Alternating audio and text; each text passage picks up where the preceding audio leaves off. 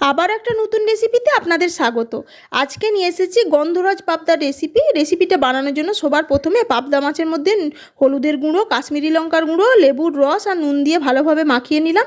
এবার রান্নাটা করার জন্য প্যানে তেল গরম করে এর মধ্যে পাবদা মাছগুলো ভাজা হতে দিলাম। মাছটা ভাজা হতে হতে আমি এখানে একটা পেস্ট তৈরি করে নেব। তার জন্য একটা বাটির মধ্যে নিয়ে নিলাম জল ঝরানো টক দই, পোস্ত বাটা, আদা কাঁচা লঙ্কার বাটা, সর্ষে বাটা, কাশ্মীরি লঙ্কার গুঁড়ো, হলুদের গুঁড়ো, নুন আর চিনি। এবার এটা ভালোভাবে মিশ্রণটা রেডি করে নেব। এদিকে মাছটাও ভাজা হয়ে গেছে, মাছটা আলাদা পাত্রে তুলে নিলাম। এবার রান্নাটা করার জন্য ওই মাছ ভাজা তেলের মধ্যে যে পেস্টটা তৈরি করেছিলাম সেটা দিয়ে ভালোভাবে কষিয়ে নেব।